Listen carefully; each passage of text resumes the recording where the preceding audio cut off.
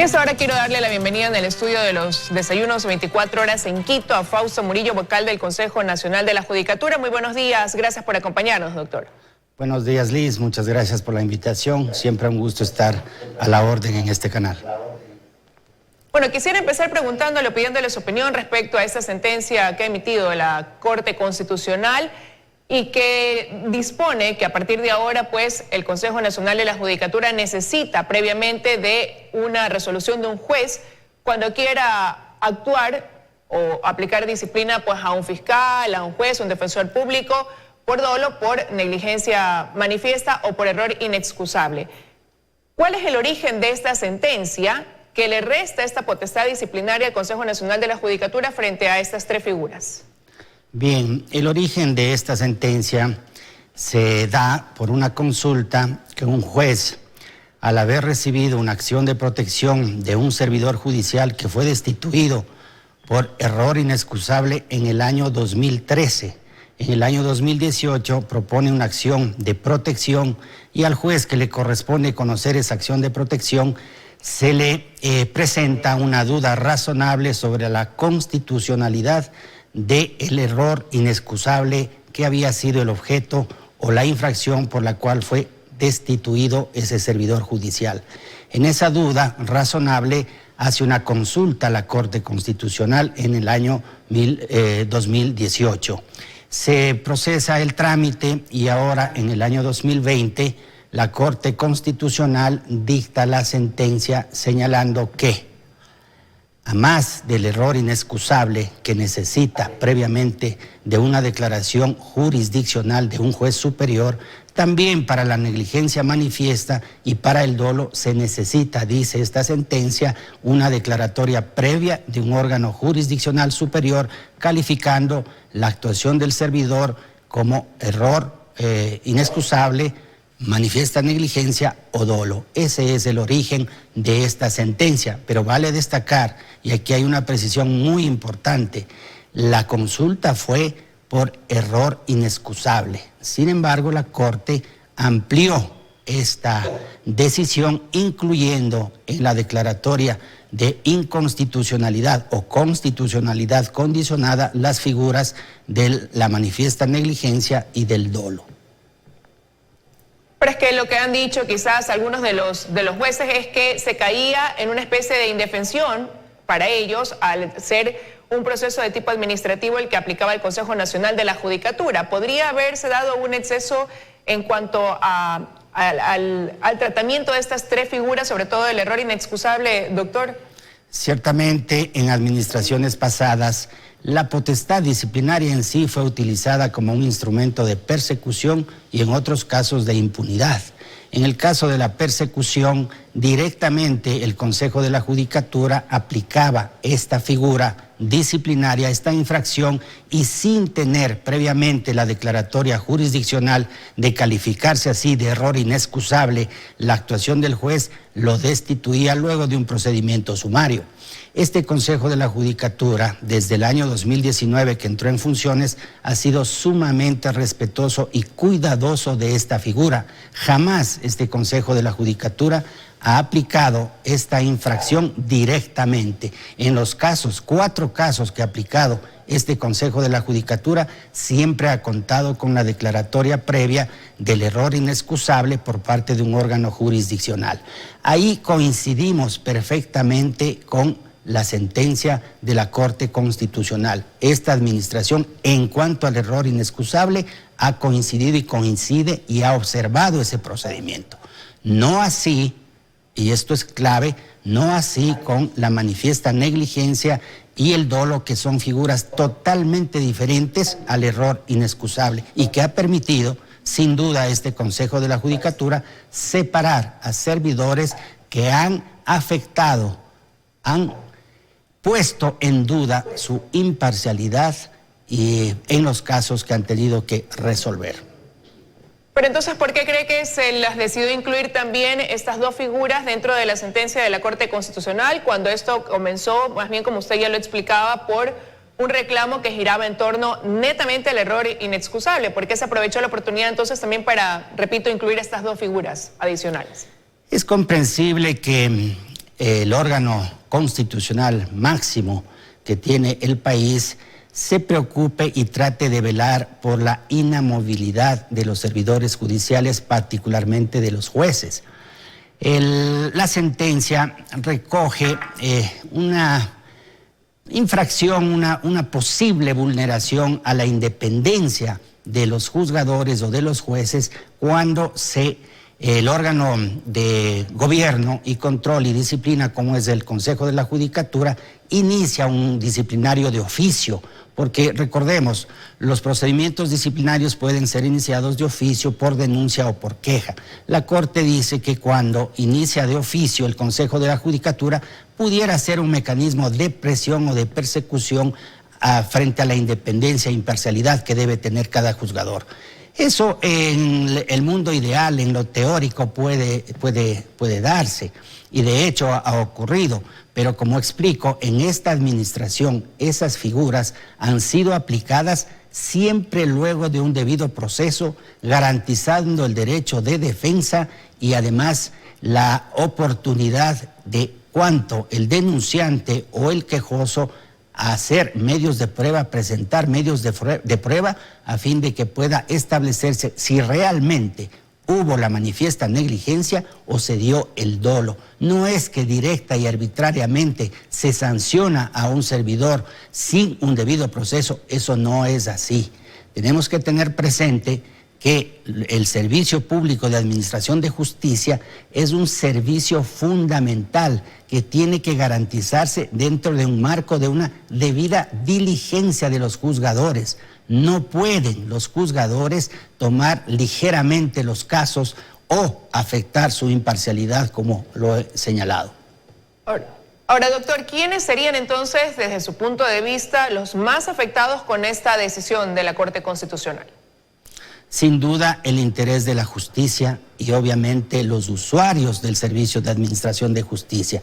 Porque recordemos, si alguien acude al servicio de administración de justicia, espera recibir una sentencia, una decisión imparcial, de acuerdo a los méritos del proceso, de acuerdo a las pruebas, sin que el juez haya afectado o puesto en duda su imparcialidad. Esto es fundamental, porque si se violenta la imparcialidad, si se pone en duda la imparcialidad, ciertamente no se hace justicia, se perjudica a una de las partes. Por eso es que la Constitución, el Código Orgánico de la Función Judicial, le ha encargado al órgano de gobierno, control y disciplina de la función judicial, esto es del Consejo de la Judicatura, ejercer esta potestad para identificar estos casos, sea de oficio, como digo, por denuncia o por queja, y de esa manera separar a quienes no han entendido que la misión sagrada de administrar justicia es un alto valor que tiene que ser llevado con ética, con probidad, con independencia y con imparcialidad. Ahora, como Consejo Nacional de la Judicatura, ayer en una rueda de prensa decían que van a acatar esta decisión, esta sentencia de la Corte Constitucional, pero ¿qué camino jurídico le queda entonces ahora al Consejo Nacional de la Judicatura frente a la misma? Sin duda, el Consejo de la Judicatura es un órgano absolutamente respetuoso de la Constitución, de la ley y de las decisiones, mucho más de la Corte Constitucional. Estamos en un momento en que el sistema nos permite pedir una aclaración o una ampliación del contenido y del alcance de la sentencia, y estamos preparando el escrito correspondiente a fin de presentar dentro del tiempo de ley este recurso horizontal para que la Corte medite, reflexione sobre nuestras inquietudes, sobre nuestra petición y especialmente pueda medir el alcance de la retroactividad que le han dado a esta sentencia. Es decir, no solo afecta esta sentencia a los casos que vienen de aquí en adelante, sino hacia atrás, a todos aquellos casos que han sido ejercidos la facultad digamos, la facultad correctiva, la facultad disciplinaria del Consejo de la Judicatura por negligencia manifiesta, error inexcusable o dolo.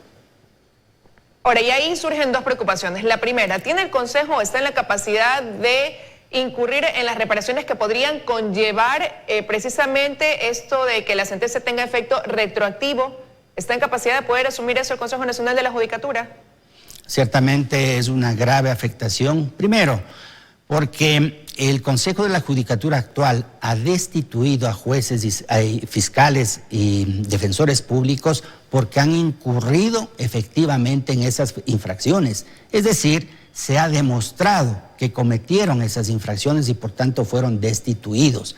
Es decir, si esta sentencia da carácter retroactivo a quienes han planteado una acción de protección o una acción de impugnación y con esta sentencia regresarían o serían restituidos a la función judicial, nos complica, nos causa un problema porque son personas que a criterio de la decisión disciplinaria no deben estar en la función judicial. Sin embargo, además, pudiese ocurrir, esto es una expectativa, de que haya que realizar una erogación económica, una reparación económica, lo cual ciertamente en el tema presupuestario económico del país, del Estado y de la función judicial sería muy grave. Por eso es que vamos a hacer un llamado muy reflexivo, muy fundamentado, a fin de que se mida el alcance de este efecto retroactivo de la sentencia. Ahora, lo cierto es que por ahora está ya esta sentencia de la Corte Constitucional y ahí quisiera, doctor, preguntarle qué herramientas le quedan al Consejo Nacional de la Judicatura para poder hacer frente o combatir la corrupción en jueces, fiscales y defensores públicos. Le quedan herramientas sin duda de mucha menor efectividad que las que acabamos de señalar. Como por ejemplo que podamos nosotros destituir en otras clases de infracciones, como que han recibido dinero, han pedido dinero para desviar su imparcialidad, como que no asisten al trabajo por más de 3 días consecutivos. Es decir, son infracciones que no están netamente relacionadas con su actividad de decisión que tienen los jueces. Eso complica, ¿por qué? Porque el usuario va a ser muy difícil. La sentencia establece que para iniciar una denuncia por una de estas infracciones, repetimos, ¿no?, negligencia manifiesta, error inexcusable o dolo, se tiene que contar con una declaración de un juez superior. Eso va a complicar mucho a los usuarios. También se establece, y como de manera prohibitiva prácticamente, que el Consejo no podrá de oficio iniciar un expediente disciplinario por estas figuras. Es decir, mucho me temo, espero que no sea así, espero estar equivocado, mucho me temo que estas infracciones que se van a seguir cometiendo queden en la impunidad, porque se ha dado una dificultad. Además, la gente cuestiona mucho también el tiempo que toma la función judicial, el hecho de establecer sanciones disciplinarias cuando hay algún funcionario que ha actuado indebidamente. En este caso, al momento de necesitar esta resolución de un juez en estas 3 figuras, ¿qué puede pasar también en el tiempo, ¿no?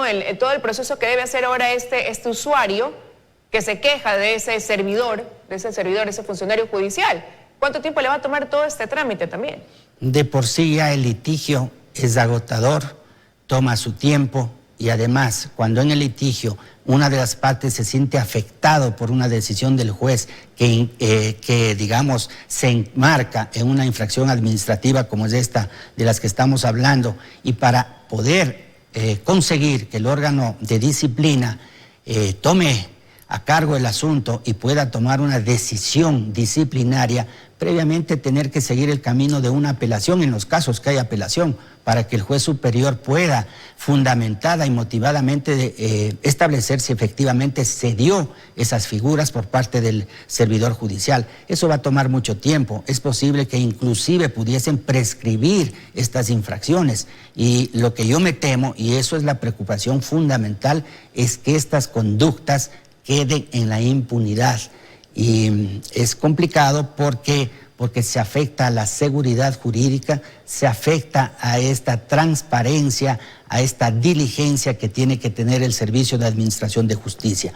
No es, debe desconocerse que este Consejo de la Judicatura, por esa figura, destituyó en lo que va de la gestión de este Consejo a 57 servidores. Obviamente, y repito, dentro de un debido proceso. No es que el Consejo de la Judicatura se inventó la figura del artículo 109.7. Eso fue creación del legislador, eso está en el Código Orgánico de la Función Judicial, y nosotros como Consejo de la Judicatura, frente a denuncias o quejas, hemos aplicado las normas claras, preexistentes y como autoridad competente. Es decir, aquí no ha habido arbitrariedad, aquí no ha habido abuso de poder. y por eso es que nosotros estamos muy preocupados por esta decisión de la Corte Constitucional. Doctor, y para cerrar este tema, usted ha dicho que como Consejo Nacional de la Judicatura pedirán una ampliación de la sentencia. ¿Qué puede pasar ya en la práctica una vez que realicen ese pedido? Puede pasar que la Corte Constitucional analice la petición fundamentada que nosotros presentaremos y pueda de alguna manera determinar con precisión el alcance y los puntos que no están claros, que no están entendibles aún en la sentencia, y precisamente para aquello es este recurso de aclaración en el caso o ampliación para el tema del alcance. Una vez resuelto eso, la sentencia quedará en firme y el Consejo de la Judicatura tendrá que cumplir lo que se dispone en esa sentencia. Lo más preocupante es, como le repito, que el Consejo de la Judicatura ya no podrá iniciar prácticamente de oficio estos temas disciplinarios en relación a esa figura o a esa infracción disciplinaria. Habrá que ver qué sucede una vez que ya presenten o soliciten esta ampliación de la sentencia. Quería revisar otro tema con usted, y es que uno de sus compañeros, vocal del Consejo Nacional de la Judicatura, alertaba hace unos días sobre un hackeo al sistema informático con la finalidad de integrar los tribunales con jueces de preferencia. Y quería preguntarle cómo detectaron esto, ¿fue en algún caso específico? Sí, bueno, es un secreto a voces desde que nosotros llegamos al Consejo de la Judicatura, que de alguna manera se manipulaba el sistema informático a fin de direccionar los sorteos, es decir, se había preparado, se había ideado algún mecanismo tecnológico que permitía eliminar a ciertos jueces y dejar en el sistema a otros a quienes se quería direccionar el conocimiento de ciertas causas. Eso hemos venido investigando ya desde hace algún tiempo. Tenemos ya los elementos suficientes como para tomar correctivos, y también en el ámbito penal y en el ámbito disciplinario ejercer las competencias que nos corresponden a nosotros como Consejo y también a la Fiscalía como órgano de investigación de la infracción penal, porque eso constituye sin duda un delito, una infracción que tiene que ser perseguida y que tiene que ser declarada en un proceso. Pero usted dice, doctor, que es un secreto a voces, pero ¿lo han podido palpar quizás en algún caso reciente específico donde esto quedó o salió ya a la luz pública y se convierte en una prueba como para poder iniciar todo este proceso de investigación y tomar medidas al respecto? Sin duda, ese secreto a voces fue objeto de investigación y hemos establecido el lugar, hemos establecido los casos, hemos establecido inclusive las horas en que se efectúan esos hackeos, esas manipulaciones, y tenemos la información suficiente como para en poco tiempo tomar ya el resultado de esa investigación y tomar los procedimientos penales, como le comento, y además disciplinarios. Es un tema gravísimo. Pero mientras tanto, ¿qué se está haciendo para evitar que esto se siga dando? Hemos tomado correctivos, hemos incorporado alertas al sistema del Consejo de la Judicatura a fin de evitar esta práctica que realmente perjudica, porque si se direccionan sorteos a fin de que ciertos tribunales, ciertos jueces conozcan determinadas causas, esos jueces, esos tribunales sin duda están afectados en su imparcialidad y sin lugar a dudas también afectarán los intereses de la justicia, a más de los intereses de las partes, el interés de la justicia, que es un bien superior que tenemos la obligación de proteger y tenemos la obligación de garantizar. Ahora, doctor, y para finalizar quería preguntarle, se había dicho que para finales de agosto el Consejo Nacional de la Judicatura tendría ya el resultado de cuántos postulantes serían promovidos para seguir con la siguiente fase del concurso de méritos y oposiciones para poder ser designados, ¿no?, como jueces de la Corte Nacional de Justicia. Estamos ya 25 de agosto, ¿cuándo tendrían ese resultado? Sí, precisamente hoy está convocado el Pleno del Consejo de la Judicatura a una sesión ordinaria a las 9:30 de la mañana y conoceremos el informe de verificación de los requisitos generales o mínimos que se ha venido efectuando de los 121 postulantes que se ingresaron al sistema y presentaron físicamente su documentación.